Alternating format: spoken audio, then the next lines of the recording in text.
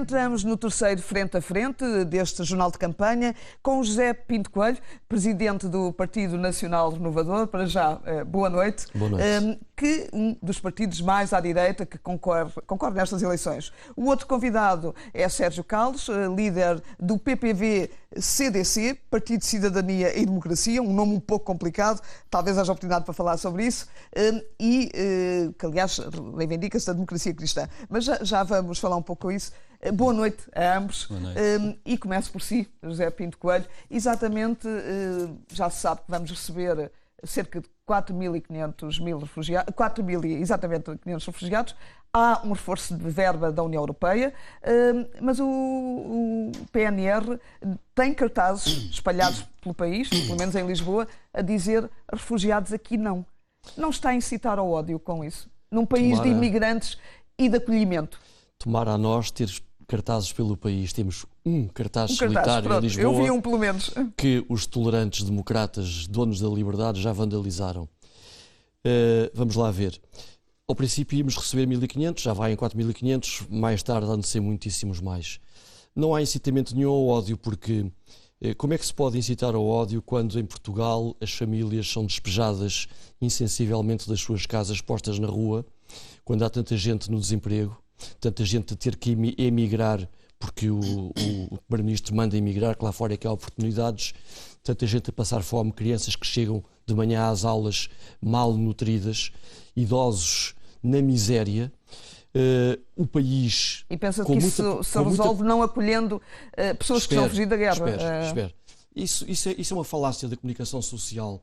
É preciso primeiro apontar o dedo aos grandes culpados de tudo isto, que é a política externa norte-americana e europeia, e, obviamente, estou a falar de Merkel, estou a falar de Durão Barroso, etc., que são os grandes culpados por tudo o que se está a passar que se passou no Norte da África e no Médio Oriente, que deram cabo dos regimes que garantiam a estabilidade local, e, portanto, eles é que são criminosos, que têm as mãos sujas de sangue, do sangue que está agora a correr lá. E nós não queremos receber estes refugiados por duas ordens de razões. Primeira, porque isso configura uma injustiça gravíssima contra os portugueses que estão a passar mal. Porque para eles há ajudas, para nós não há. E outra razão é porque são pessoas completamente diferentes. São invasoras por natureza. O seu ADN é de invasão e nós não podemos aceitar... Então, eu vou-lhe pedir só uma coisa. Peço desculpa de interrompê-lo. Vai ter bastante tempo. Até porque temos uma pergunta também que se prende com isto. Já agora passava a palavra aqui ao Sérgio Calles, que aceita refugiados, mas QB, quanto basta? O que é que isto quer dizer? Em primeiro lugar, boa noite. Boa noite. Também aos telespectadores. É assim, em primeiro lugar, eu não sou o líder da democracia cristã. Eu sou o representante da democracia cristã nestas eleições, por uma série de fatores que agora não vêm ao caso. Bom, o que nós defendemos é que, quando ouvimos o responsável pela parte do apoio aos refugiados, que é o engenheiro António Guterres, na ONU, dizer que estão 20 milhões num pipeline, portanto, em vias de se dirigirem para a Europa, vemos que a questão é muito mais vasta do que aquele acordo que foi assinado por vários países, entre os quais Portugal. Portanto, o espírito desse acordo, que era receber os refugiados, independentemente das razões, portanto, refugiados, sabe que o Papa é favorável a isso. Eu não quero, nós ainda vamos ter uma pergunta, mas sabe isso, o Papa, aliás, até o próprio Vaticano abriu as portas. Exatamente. E aí também aponta para a questão da sociedade, também ela própria dá resposta, não só os Estados, mas também a sociedade. Bom, e então, nós temos essa questão em que não temos a vaga é tão grande. A vaga é tão grande que aquilo que nós defendemos é que o apoio seja o mais próximo possível do local de origem dos refugiados. No caso dos migrantes, mesmo na terra deles, dos migrantes... Normalmente são onde estão em guerra.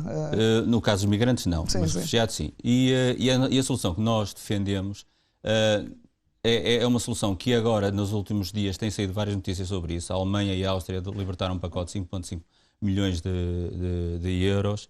1.000 milhões de euros para ir nesse sentido. Portanto, ao fim e ao cabo, o que nós estamos a dizer é que as condições e portanto, o que foi pensado naquele tratado não é aquilo que está a acontecer e para situações diferentes, soluções diferentes. Neste caso, felizmente, parece que estão-nos a dar razão, não é? A democracia cristã. Não é pô-los longe das nossas portas, a questão é que temos que ver as nossas possibilidades, as nossas necessidades, sem esquecer que a Europa, um quarto da população vive abaixo ou prestes a estar abaixo do limiar da pobreza. Se me permite, nós temos uma pergunta em que vão responder ambos, uma pergunta dos cibernautas, vão responder ambos num minuto, tem uma câmara para o fazer. Obviamente que a pergunta tem muito a ver também com esta conversa que estamos aqui a ter, e vamos então à pergunta de Mónica Oliveira, que tem, curiosamente, exatamente a ver com a notícia desta noite. Os líderes europeus chegaram a acordo para que haja um esforço de 1.000 milhões de euros para acolher refugiados, e a pergunta então é, e vamos então tentar ver exatamente essa pergunta de Mónica Oliveira, que não estamos a conseguir.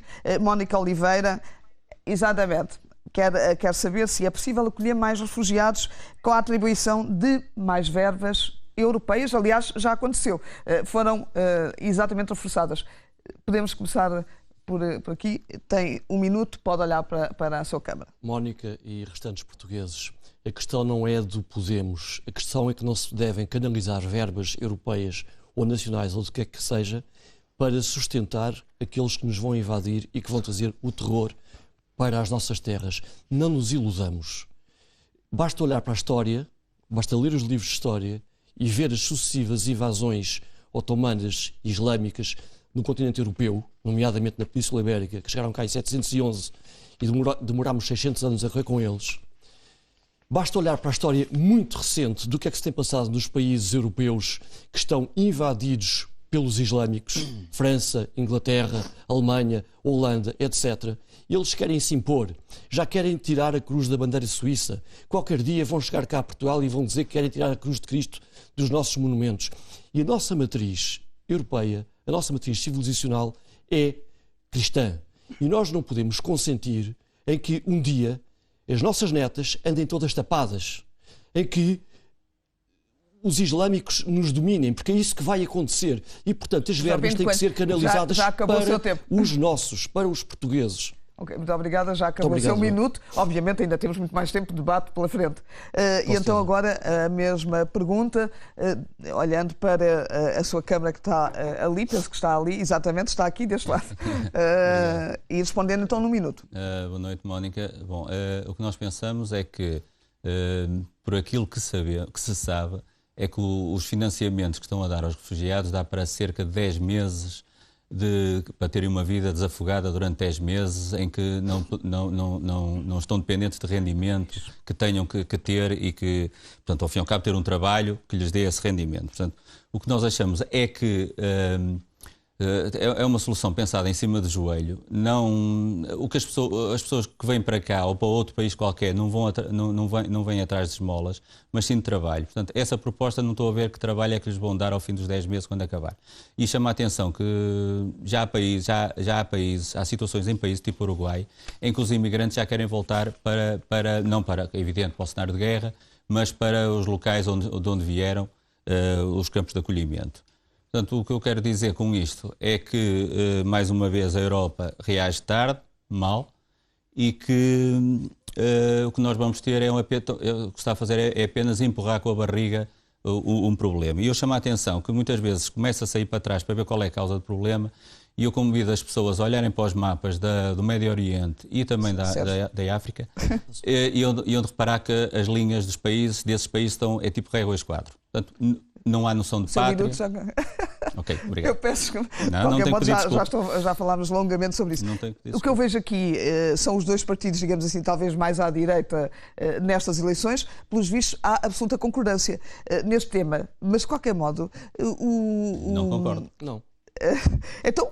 Talvez explicar porque é que não concordam. Porque é um partido que se diz de raiz democrata cristã. Sim, e aliás, estaríamos a negar Foi exatamente uma das famílias fundadoras do projeto europeu, que era um projeto também de acolhimento. E infelizmente foi varrida de mapa por aquilo que nós sabemos. Mas quiserem então... Não, as razões são... Nós olhamos para as nossas possibilidades e para as nossas necessidades, não é? Pronto, é por aí que começamos.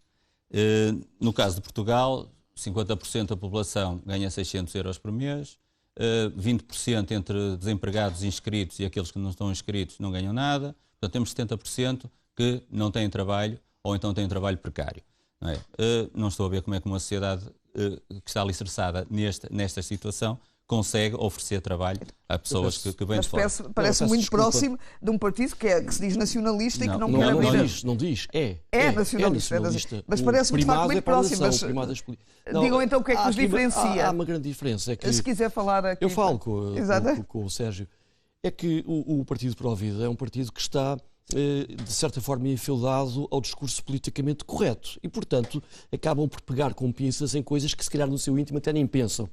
Mas nós dizemos preto no branco, com toda a clareza, aquilo que se passa. E vamos lá voltar ao princípio. Não se trata de migrantes. Isso é uma mentira da comunicação social que quer mudar os conceitos, quer formatar as mentes. Um migrante pressupõe que não haja fronteiras. Um lisboeta que vai viver para os Açores é um migrante. Estamos a falar de imigrantes. E esta questão de estou a fugir à guerra também é uma grande mentira, porque isso é uma minoria de refugiados. Aqueles que são efetivamente refugiados são minoritários. Nós o que vemos, sobretudo, é homens, jovens, portanto, bem nutridos. Todas as imagens que vemos diariamente são falsas, na sua opinião? São montagens? Não. Passam só aquelas que vos convém, que é diferente. Passam só, porque basta ir à net e ver-se imensos vídeos de pessoas a dar-lhes comida e serem agredidas porque a comida tem o símbolo da Cruz Vermelha, e é exatamente essa a situação. Portanto, é evidente que daqui a uns meses, quando se esgotarem os fundos da Comunidade Europeia, da União Europeia, para essa gente, o que é que eles vão fazer?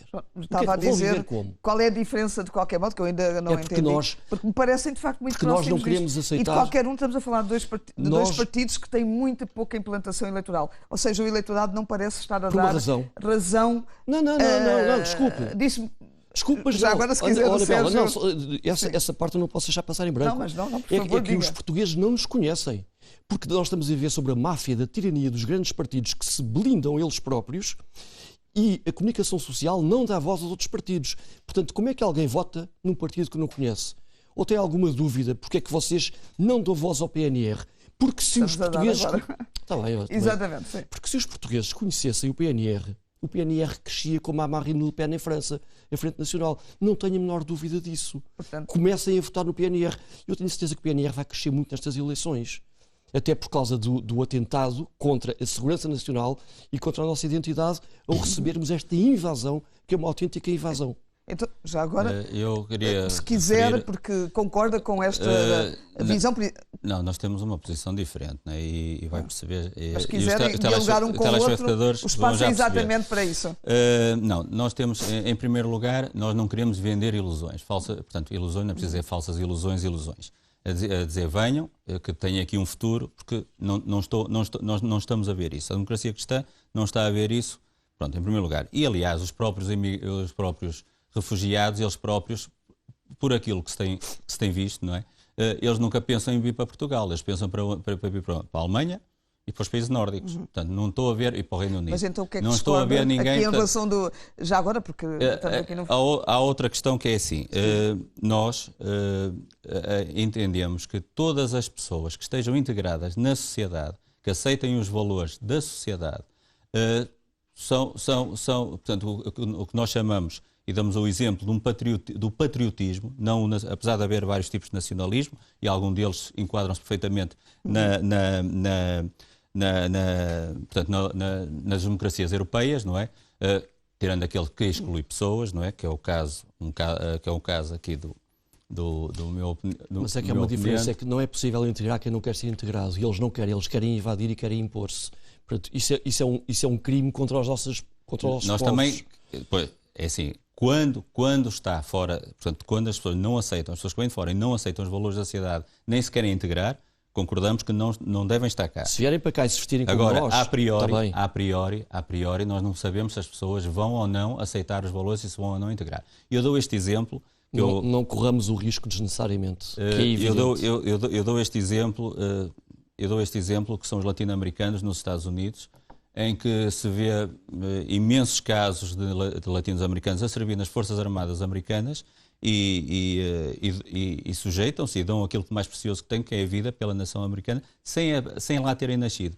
E para nós não há diferença das pessoas que têm essa atitude entre terem nascido no nosso país ou terem vindo para cá e pronto, olhamos para as atitudes das pessoas, para o comportamento das pessoas e não há nenhum pedigree, não é? Nesse caso, não é? Portanto, olhamos para aquilo que elas são e o comportamento delas. E vamos só talvez introduzir um outro tema, é muito importante, penso que podem também entrar em diálogo em relação a isso, a questão das pensões, que está obviamente na ordem do dia. Eu só gostava de referir o seguinte, é verdade que toda a situação que se tem passado com a parte do islamismo na Europa tem potenciado uma série de atitudes da sociedade de reação.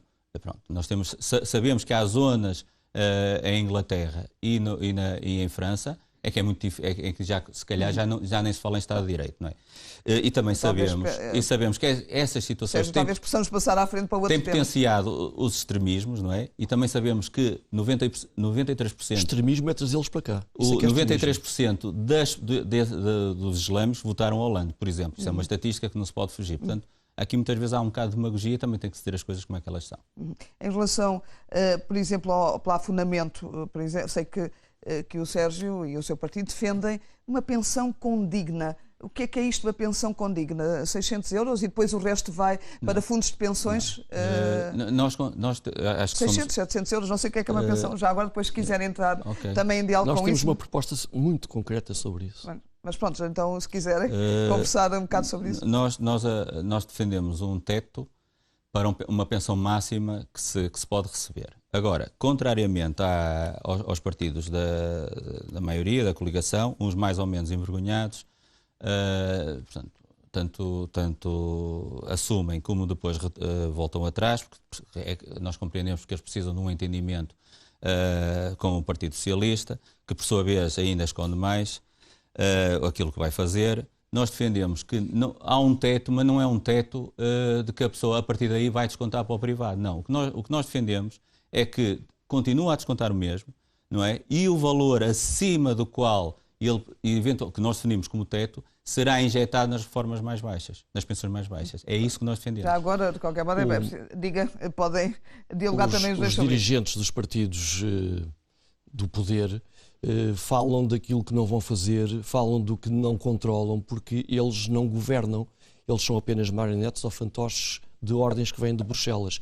E esse palavrão, que é o plafonamento, no fundo é uma camuflagem da privatização da Segurança Social. O PNR tem uma proposta muito concreta em relação a isso. Como todos sabemos, a Segurança Social vai colapsar se não se tomarem medidas sérias e já. E então nós defendemos uma medida de urgência imediata, que é fixar o teto máximo de reformas nos 2.000 euros e acabar com as duplas reformas. Isto para quê? Para podermos alavancar... 2.000 euros, acima disso, é uma pensão milionária, como diz o Primeiro-Ministro? Não, repare uma coisa. Ele não põe o teto. Eu não quero saber o que é que diz o Primeiro-Ministro. Não estou a saber. Como falam em pensões milionárias? Não é milionária. E é evidente que este modelo, não há modelos perfeitos, este modelo vai de alguma forma prejudicar as pessoas que descontaram mais do que isso. Mas estamos a falar de ou salvar a Segurança Social ou então não haver para ninguém. E, se é preciso cortar, não se corta nos mais desfavorecidos, corta-se naqueles que já ganharam mais ao longo da vida, que já puderam acumular e, apesar de tudo, vão ganhar 2.000 euros. E isto para quê? Para podermos alavancar a reforma mínima, a pensão mínima, para 600 euros, porque achamos que é indigno uma nação tratar como trata os seus idosos. Nós tratamos mal os idosos. Não é possível termos idosos a ganharem pensões absolutamente miseráveis, em que eles passam fome e passam misérias. E, por isso, isso até é um péssimo exemplo para os jovens, porque um dia vão ser eles os idosos. E com esta situação de teto máximo de 2.000 euros e mesmo alavancando a mínima para 600 euros, que queremos implementar já, a Segurança Social poupa 2.000 milhões por ano, que queremos atribuir a abonos de família e políticas de natalidade. Isso é que importa.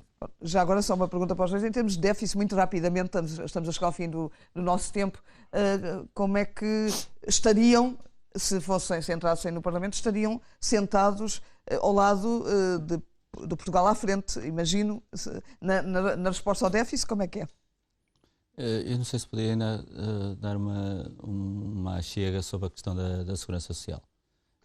Ok, aproveitar o seguinte. É só mesmo para terminar. Pronto, para terminar. Há 900 milhões de euros que vão ser injetados ao Orçamento Geral do Estado na Segurança Social. O que quer dizer que ela é deficitária e que já neste momento ela já há vários anos está congelada, com exceção das pensões mínimas. Portanto, ao fim e ao cabo, esse déficit já está a acontecer. Por último, o que nós achamos que é inaceitável é usar-se o Fundo de Estabilização da Segurança Social nos mercados financeiros, que nós sabemos que são autênticos casinos, desde que ainda não separaram a banca de investimento da banca comercial, e nós achamos que faria muito mais sentido, por exemplo, aproveitar os juros baixos e com o Fundo de Estabilização da Segurança Social e dando o ouro como colateral do Banco de Portugal, aproveitar e reassumir de volta as SCUTs, portanto as PPPs, as SCUTs, em que seria um rendimento muito mais certo e muito mais seguro. Muito rapidamente para terminar. O PNR é um partido que existe desde o ano 2000. O PNR sempre se reclamou pró-pátria, pró-vida e pró-família. E, portanto, é evidente que o Partido Pró-Vida coincide em vários pontos. Eu, aliás, não sei porque é que eles são partido, porque eles deviam ser movimento como eram antigamente. Porque a sociedade civil precisa de movimentos, de associações. Isto é do mesmo modo que se a Associação das Famílias Numerosas, que é fundamental na sociedade, quisesse ser partido. No fundo, são partidos monotemáticos. Portanto, é evidente que há muitos pontos de coincidência, mas depois há uma clivagem total em alguns pontos que são intransponíveis. Okay. Eu quero aproveitar a resposta ao meu oponente. Pode olhar para ele. Não é isso. Achei curioso foi o facto de ele primeiro disse o que disse, não é? E a seguir deu a resposta que eu iria dar. Não é? Portanto, tem a oportunidade para dar. Só precisamos mais um segundo. Já está dada a resposta, não é? Já está dada a resposta. Não é? Para dar essa... Eu apenas queria. Portanto, nós defendemos a inclusão e não a exclusão. Portanto, na questão dos refugiados e dos migrantes.